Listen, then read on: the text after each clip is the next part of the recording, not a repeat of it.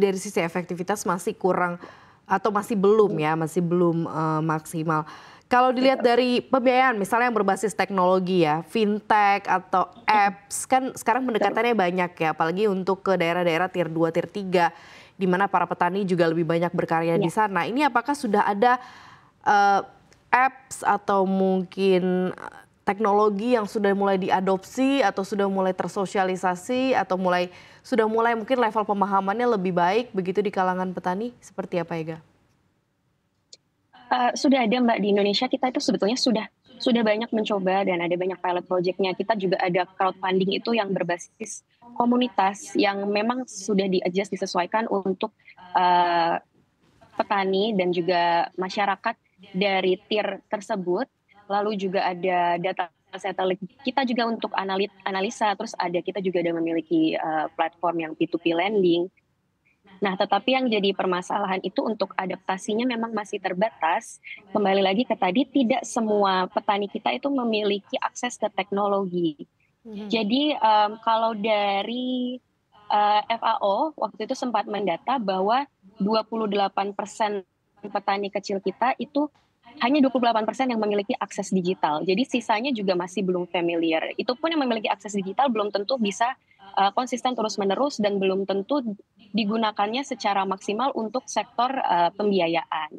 Jadi untuk inovasinya sudah ada, tetapi bagaimana pengaplikasiannya agar para petani ini lebih familiar dan juga tidak muncul biasanya ini kan karena ada skeptisme juga ya Mbak, karena kan yang kembali lagi yang tadi mereka sudah ada tradisi turun temurun, sudah bergantung dengan tengkulak, sudah ada relation yang dianggapnya akan menjadi selama-lamanya begitu. Jadi bagaimana kita bisa masuk ke sana agar ini tidak dianggap sebagai hal asing ataupun menyimpang untuk culture mereka begitu Mbak. Baik, kalau dilihat dari hal-hal mungkin yang krusial yang dibutuhkan untuk lembaga keuangan ini bisa lebih punya trust kepada sektor pertanian seperti selayaknya begitu ya, untuk sektor yang bisa dijadikan sektor untuk investasi gitu atau layak investasi, ini apa nih yang harus diperhatikan atau yang dibutuhkan agar trust itu terbangun di lembaga keuangan, Ega?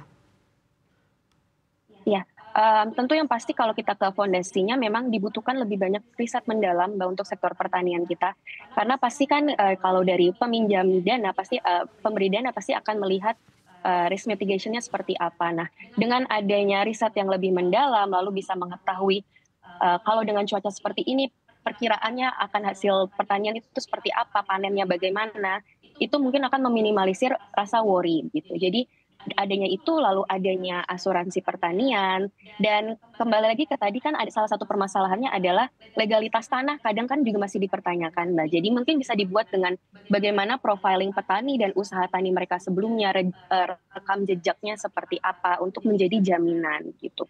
Lalu juga bisa penggunaan KUR yang memang berbasis klaster yang koperasi dan buyer. Jadi semuanya lebih terintegrasi, kurang lebih seperti itu Mbak. Oke, saat ini kan tingginya produksi beras ini kan diharapkan dapat meningkatkan kesejahteraan para petani. Namun ternyata di dalamnya literasi keuangan petani masih rendah. Sehingga kalau kita lihat terhadap hasil panennya akhirnya tidak dikelola dengan baik nih Ega.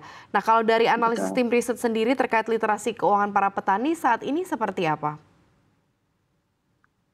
Ya, jadi tadi sempat kami ceritakan itu bahwa memang petani kita hanya 21% itu yang paham arus kas, Mbak. Jadi biasanya setelah terjadi panen, dana yang sudah keuntungan yang sudah masuk itu langsung dipakai lagi untuk kebutuhan sehari-hari. Jadi tidak diputar, lebih untuk konsumsi dan bukan untuk kembali digunakan sebagai dana produktivitas untuk musim tanam berikutnya.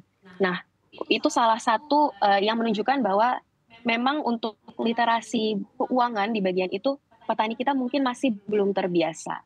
Nah, ada lagi permasalahan yaitu petani banyak yang menganggap KUR bila mereka mendapatkan KUR ini sebagai hibah. Jadi bukan dana yang harus diputar dan dikembalikan.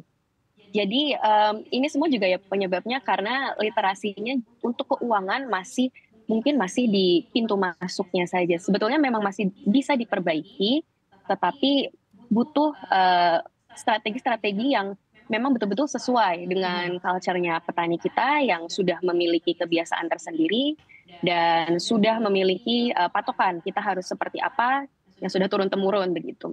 Mhm.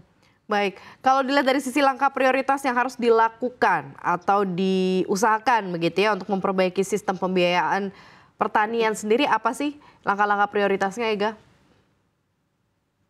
Tentu pastinya edukasinya itu penting ya Mbak, tetapi edukasinya ini kita kembali harus melihat audiensnya. Audiens kita ini familiarnya yang seperti apa. Nah, eh, edukasi yang memang sesuai untuk petani kita, yang biasanya kan kalau petani kita ini hidupnya memang community base, saling saling bergantung dengan tetangga dan teman-teman di warga-warga lainnya, sehingga pendekatannya ini memang community base dengan kalau menurut kami dengan key opinion leaders atau role model yang memang betul mereka look up to, yang dituakan di sana.